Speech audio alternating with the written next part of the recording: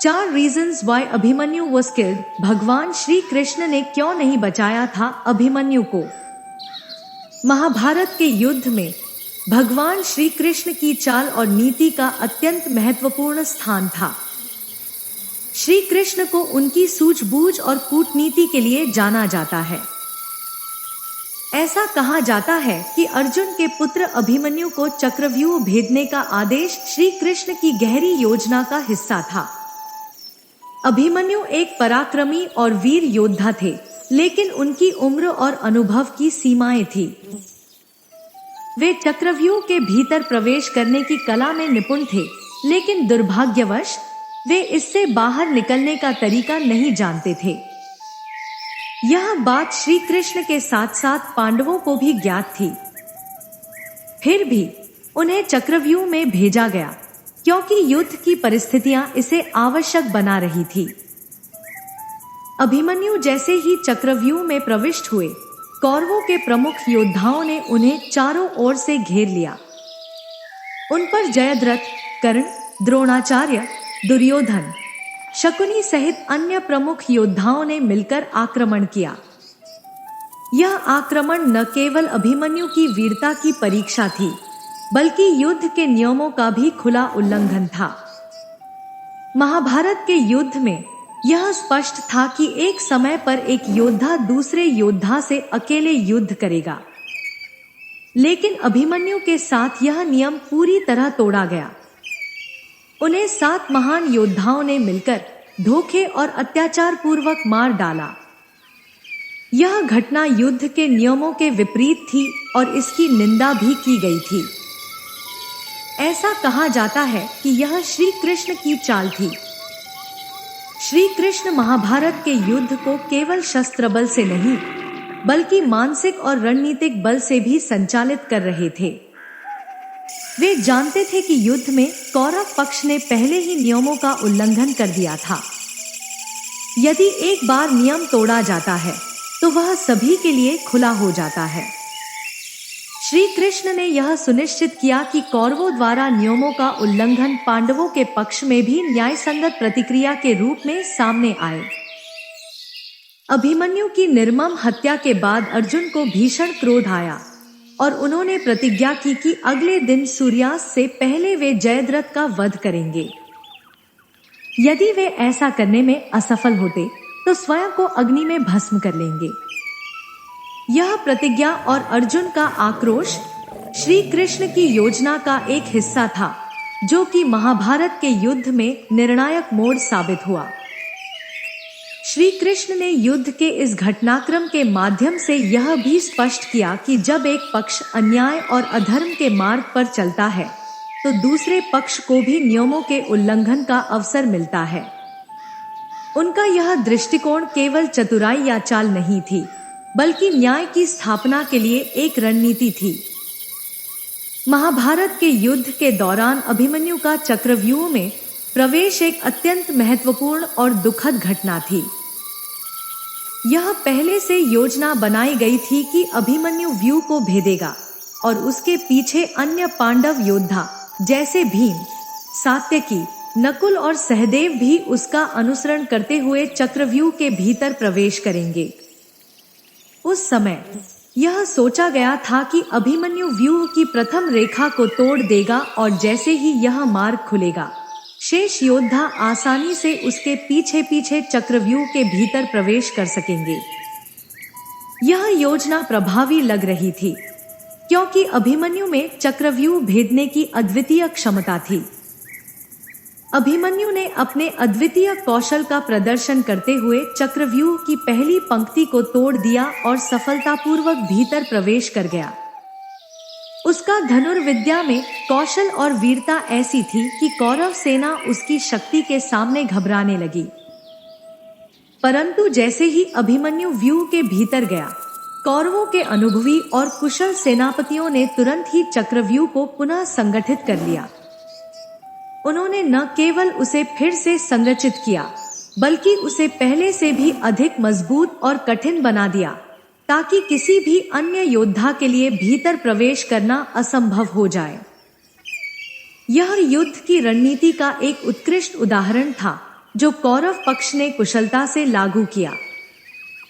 भीम, सात्यकी, नकुल और सहदेव जैसे योद्धा अभिमन्यु का अनुसरण करते हुए व्यूह में प्रवेश करने का प्रयास तो कर रहे थे, लेकिन कौरवों ने चक्रव्यूह की पहली पंक्ति को इतनी तेजी और मजबूती से पुनः व्यवस्थित कर दिया कि कोई भी पांडव योद्धा उसके भीतर घुस नहीं सका।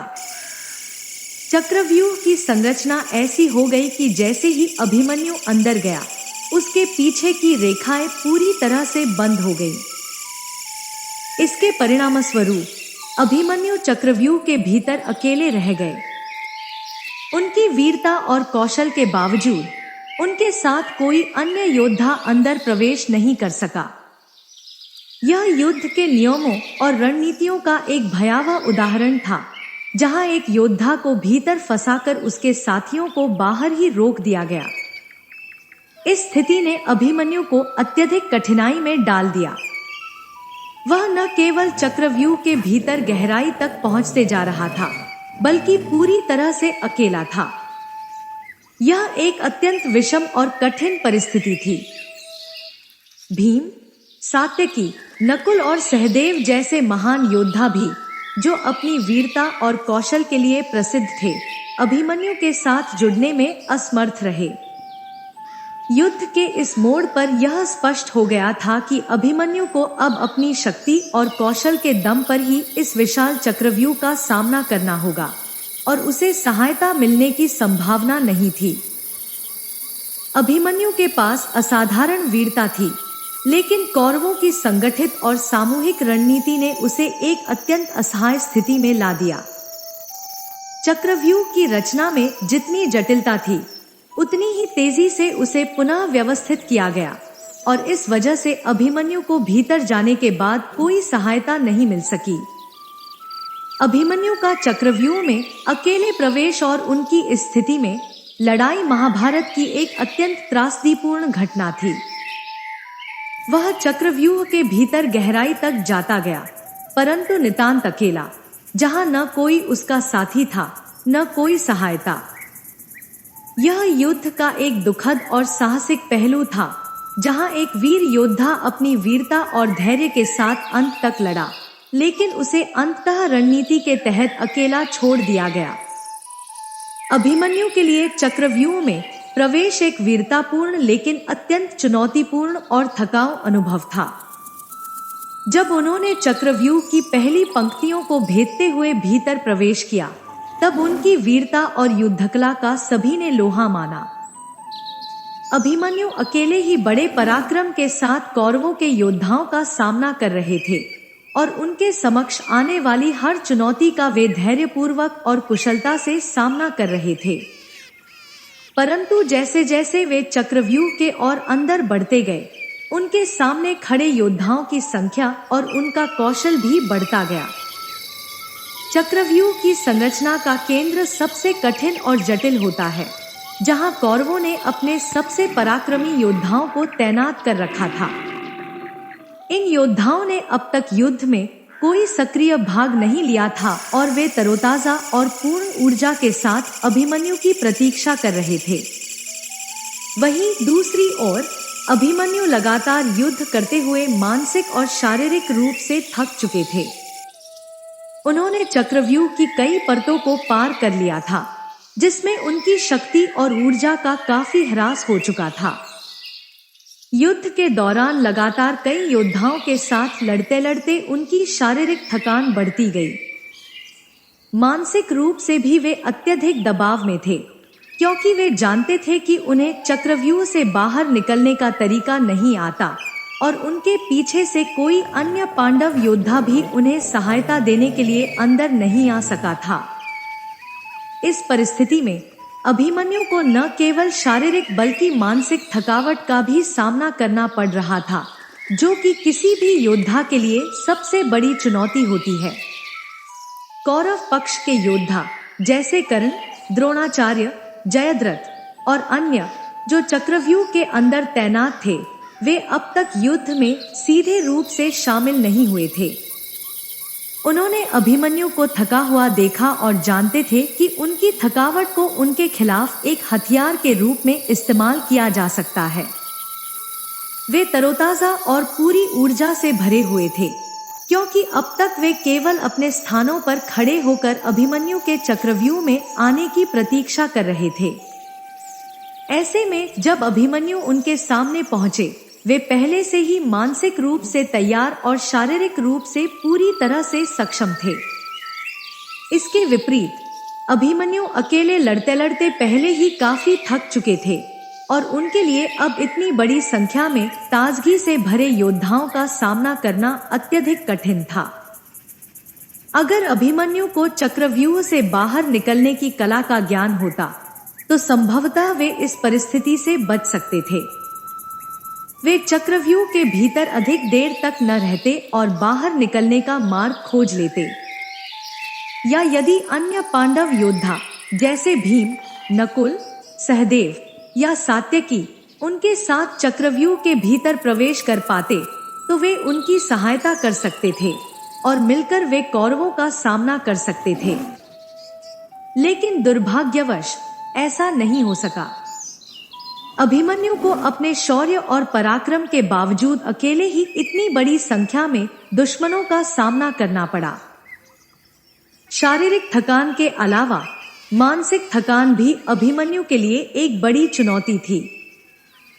युद्ध के दौरान लगातार हमले, चक्रव्यूह के जटिल नियम और अन्य योद्धाओं की अनुपस्थिति ने उन्हें मानसिक रूप से भी अत्यधिक कमजोर कर दिया था।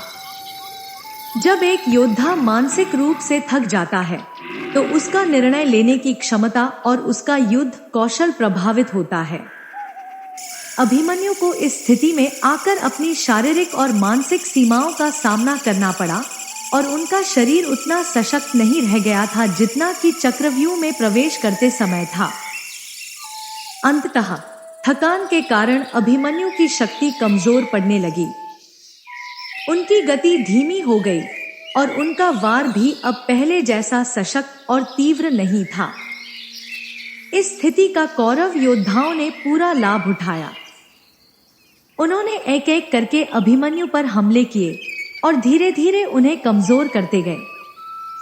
अभिमन्यु ने अपनी पूरी क्षमता के साथ अंत तक लड़ने का प्रयास किया, लेकिन अंततः थकान और अकेलेपन ने उन्हें पराजित कर दिया।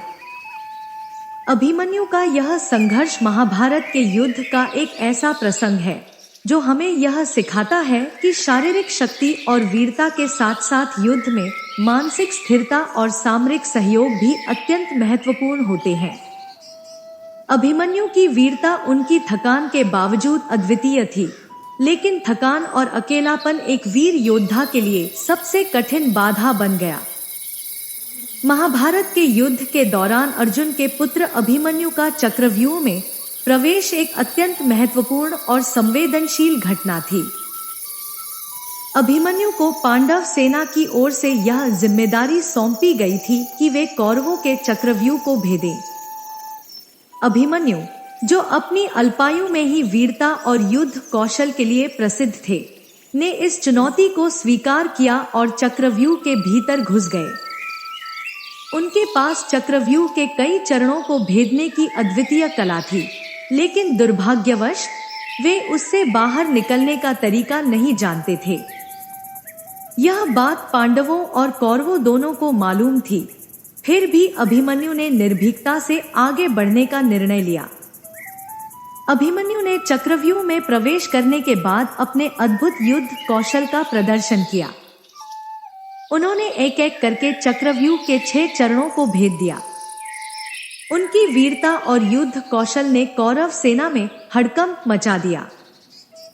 कौरव पक्ष के कई योद्धा अभिमन्यु की क्षमता और साहस से स्तब्ध हो गए। अभिमन्यु अपनी तलवार और धनुष के साथ अदम्य साहस के साथ कौरव योद्धाओं को परास्त करते हुए चक्रव्यूह के भीतर और गहराई में प्रवेश करते गए। इस दौरान उन्होंने दुर्योधन के पुत्र लक्ष्मण को युद्ध में परास्त कर दिया और उसका वध कर दिया। यह घटना दुर्योधन के लिए अत्यंत पीड़ादायक थी। अपने पुत्र लक्ष्मण का वध होते देख दुर्योधन के क्रोध और दुहक की कोई सीमा न रही। इस घटना ने कौरवों के युद्ध निर्णय को पूरी तरह बदल कर रख दिया। लक्ष्मण के वध से आहत और क्रोधित दुर्योधन ने अपने भावनाओं पर काबू नहीं रख सका। पहले से ही कौरव पक्ष नियमों का अतिक्रमण करने की प्रवृत्ति दिखा चुका था, लेकिन इस घटना के बाद दुर्योधन और उसके साथियों ने युद्ध के सारे नियमों को दरकिनार कर दिया। महाभारत में यह स्पष्ट रूप से बताया गया है कि एक योद्धा के साथ एक समय पर केवल एक अन्य योद्धा ही युद्ध कर सकता है, और यह नियम विशेष रूप से एक अद्वितीय लड़ाई के दौरान पालन किया जाना चाहिए। लेकिन दुर्योधन के क्रोध में कौरवों ने इस नियम को पूरी तरह से भुला दिया। दुर्योधन ने अपने प्रमुख सेनानायकों और योद्धाओं जैसे कर्ण, द्रोणाचार्य, कृपाचार्य, अश्वत्थामा और जयद्रथ को यह आदेश दिया कि वे सब मिलकर अभिमन्यु पर आक्रमण करें। यह युद्ध के नियमों के पूर्णतः विपरीत था। महाभारत के नियमों के अनुसार यह अनैतिक था कि कई योद्धा मिलकर एक अकेले योद्धा पर हमला करें, लेकिन कौरवों ने इन सब नियमों को तोड़ते हुए अभिमन्यु को चारों ओर से घेर लिया। अभिमन्यु ने अकेले ही इन सभी योद्धाओं का साहस और धैर्य के साथ सामना किया, लेकिन उनकी थकान और अकेलापन उन्हें धीरे धीरे कमजोर बना रहा था। कौरवों के योद्धा जो तरोताजा और शक्तिशाली थे ने एक एक करके अभिमन्यु पर वार किए। दुर्योधन अपने पुत्र की मृत्यु का प्रतिशोध लेने के लिए अंधे हो चुका था और उसने अपने साथियों को निर्देशित किया कि वे किसी भी कीमत पर अभिमन्यु को जीवित नहीं छोड़े। अभिमन्यु जो पहले से ही थकान और शारीरिक कमजोरी से जूझ रहे थे, ने अपनी पूरी शक्ति और वीरता के साथ लड़ाई जारी रखी। उन्होंने कौरवों के हर हमले का साहसिक सामना किया, लेकिन जब एक के बाद एक योद्धा मिलकर उन पर आक्रमण करने लगे तो उनके लिए इस संघर्ष को जारी रखना अत्यधिक कठिन हो गया। अंततः अभिमन्यु को घेरकर उनकी हत्या कर दी गई। इस निर्मम और असंवेदनशील हत्या ने महाभारत के युद्ध में नियमों और नैतिकता के उल्लंघन का सबसे बड़ा उदाहरण पेश किया। अभिमन्यु की हत्या का तरीका न केवल अनैतिक था, बल्कि यह युद्ध के सभी स्थापित नियमों के विरुद्ध था। एक योद्धा जो पहले से ही अकेला और थका हुआ था को इस तरह से घेरकर मारना युद्ध के आदर्शों के विपरीत था। लेकिन कौरव पक्ष के लिए यह सब कुछ क्षम्य था, क्योंकि वे प्रतिशोध की भावना से अंधे हो चुके थे। लक्ष्मण की मृत्यु ने दुर्योधन को इतना क्रोधित कर दिया था कि उसने सभी नियमों को तोड़कर केवल बदले की भावना से कार्य किया। इस घटना ने न केवल अभिमन्यु की वीरता को अमर कर दिया, बल्कि यह भी सिद्ध कर दिया कि कौरव पक्ष अपने स्वार्थ और क्रोध में कितनी हद तक जा सकता था।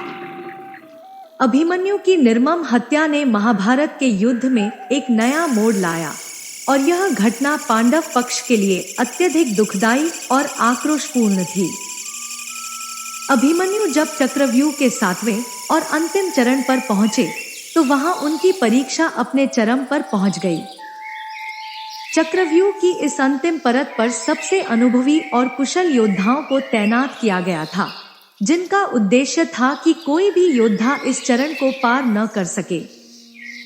जैसे ही अभिमन्यु वहां पहुंचे, उन्हें दुर्योधन, जयद्रथ, कर्ण, द्रोणाचार्य, अश्वत्थामा, कृपाचार्य और शकुनी जैसे 7 महारथियों ने घेर लिया। इन सभी योद्धाओं का मकसद अभिमन्यु को किसी भी हालत में आगे बढ़ने से रोकना था। अभिमन्यु ने अपनी निर्भीकता और साहस का परिचय देते हुए इन सभी महारथियों के समक्ष युद्ध करना जारी रखा। एक अकेले योद्धा के रूप में उनके सामने इतनी बड़ी संख्या में अनुभवी और ताकतवर योद्धाओं का सामना करना न केवल कठिन था, बल्कि यह महाभारत के युद्ध के नियमों के भी विपरीत था। लेकिन कौरव पक्ष, विशेषकर दुर्योधन, ने अपने पुत्र लक्ष्मण की मृत्यु के प्रतिशोध की भावना में अंधे होकर सभी नैतिक और युद्ध के नियमों को त्याग दिया था। 7 महारथियों ने मिलकर अभिमन्यु को घेर लिया और उन पर निरंतर आक्रमण करते रहे। अभिमन्यु ने साहसपूर्वक हर हमले का जवाब दिया और अपनी धनुर्विद्या और तलवारबाजी से दुश्मनों का डटकर सामना किया। परंतु कौरव योद्धाओं की सामूहिक शक्ति और रणनीति के सामने वे अकेले पड़ते जा रहे थे। इस दौरान कौरव योद्धाओं ने अभिमन्यु के रथ के घोड़ों पर हमला किया और उन्हें मार गिराया। घोड़ों के बिना अभिमन्यु के लिए युद्ध में गतिशीलता और रक्षा का साधन कम हो गया। हालांकि अभिमन्यु ने हार नहीं मानी। अपनी अदम्य इच्छा शक्ति और साहस का परिचय देते हुए उन्होंने अपने रथ का पहिया निकाला और उसे अपनी ढाल की तरह इस्तेमाल किया। यह एक अद्भुत क्षण था जब एक योद्धा ने अपनी जान बचाने और लड़ाई जारी रखने के लिए अपने रथ के पहिए को रक्षा कवच बना लिया। अभिमन्यु ने बाएं हाथ में रथ का पहिया पकड़कर उसे अपनी ढाल के रूप में उपयोग किया और दाएं हाथ से तलवार चलाते हुए दुश्मनों से लड़ते रहे। अभिमन्यु की यह लड़ाई वीरता और धैर्य की पराकाष्ठा थी। उन्होंने अकेले ही 7 महारथियों का सामना किया, जो कि उनके साहस का प्रतीक था। लेकिन युद्ध की भीषणता और उनके चारों ओर घिरे दुश्मनों की संख्या ने अंततः उनके साधनों को कम कर दिया। कुछ समय बाद जब अभिमन्यु ने अपने शौर्य से दुश्मनों को कड़ी टक्कर दी, तो उनकी तलवार भी टूट गई। अब उनके पास कोई हथियार नहीं बचा था। इसके बाद अभिमन्यु ने अपने रथ के पहिए से ही लड़ाई जारी रखी। परंतु इतने सारे महारथियों के लगातार हमलों के बीच उनका रथ का पहिया भी ज्यादा देर तक टिक नहीं पाया। वह भी चकनाचूर हो गया। अब अभिमन्यु के पास कोई ढाल या हथियार नहीं बचा था। पूरी तरह से असहाय और निहत्थे होते हुए भी अभिमन्यु ने अंत तक हार नहीं मानी और आखिरी सांस तक लड़ते रहे। यह युद्ध का वह क्षण था जब कौरवों ने सारी मर्यादाओं और नियमों का उल्लंघन कर अभिमन्यु को चारों ओर से घेरकर बेरहमी से मार डाला। उनकी इस वीर गति ने महाभारत के युद्ध को एक निर्णायक मोड़ दिया, जहां पांडवों का क्रोध और प्रतिशोध की भावना और अधिक प्रबल हो गई। अभिमन्यु की वीरता और बलिदान को महाभारत की कहानी में सदा के लिए अमर कर दिया गया। अभिमन्यु, जो पहले ही अपनी वीरता और साहस के साथ चक्रव्यूह की कठिनाइयों को पार कर चुका था, अब निहत्था और असहाय हो गया था। युद्ध के नियमों के अनुसार निहत्थे योद्धा पर हमला करना अनुचित और अनैतिक माना जाता था, लेकिन कौरव योद्धाओं ने उस क्षण सभी नियमों और मर्यादाओं को त्याग दिया। अभिमन्यु ने अपनी आखिरी सांस तक युद्ध करने की ठानी थी, लेकिन बिना हथियार के उनके पास अब कोई साधन नहीं बचा था जिससे वे अपनी रक्षा कर सकते।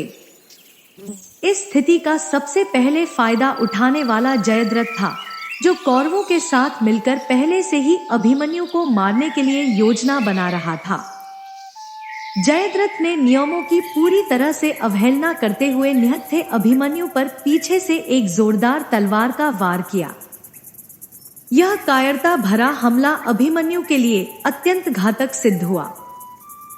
जयद्रथ के इस प्रहार के बाद अन्य 6 महारथियों ने भी बिना किसी देरी के एक के बाद एक अभिमन्यु पर आक्रमण करना शुरू कर दिया।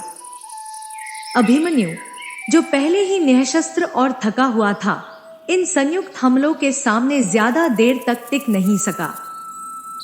कौरव पक्ष के 7 महारथियों दुर्योधन, कर्ण, द्रोणाचार्य, अश्वत्थामा, कृपाचार्य, शकुनी और जयद्रथ ने मिलकर अभिमन्यु पर निर्मम और लगातार प्रहार किए।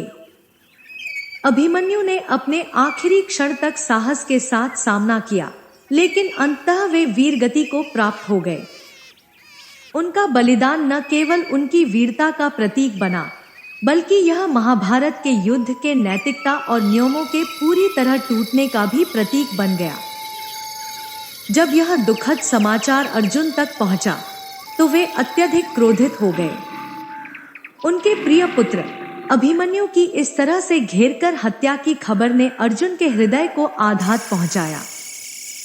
अर्जुन के लिए अभिमन्यु सिर्फ उनका पुत्र नहीं था, बल्कि उनका गर्व और पांडवों की अगली पीढ़ी का भविष्य भी था।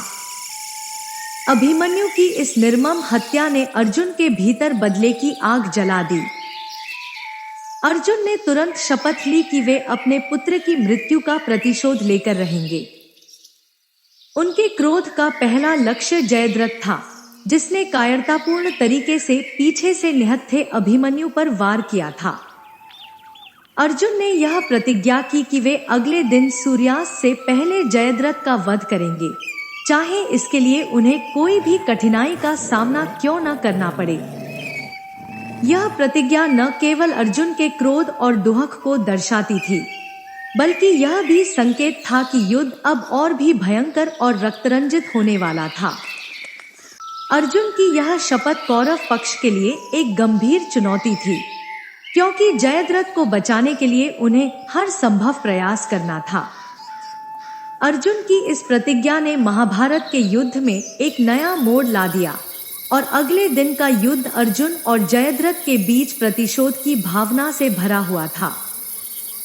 अर्जुन ने अपने पुत्र की निर्मम हत्या का बदला लेने का संकल्प किया और इसी संकल्प ने युद्ध के मैदान को और भी अधिक उग्र बना दिया। यदि इस वीडियो में कहीं कोई त्रुटि हो तो हम आपसे क्षमा चाहते हैं। हर हर महादेव। दोस्तों, हमें उम्मीद है कि आज की वीडियो आपके लिए लाभदायक होगी। अगर वीडियो आपको पसंद आई हो तो कृपया इसे लाइक करें और इसे अपने परिवार और दोस्तों के साथ अधिक से अधिक शेयर करें।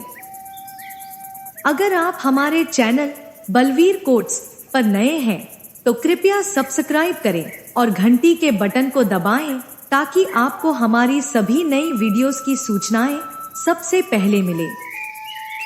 महादेव जी का आशीर्वाद पाने के लिए कमेंट में हर हर महादेव लिखें। ओम नमः शिवाय। नमस्कार दोस्तों।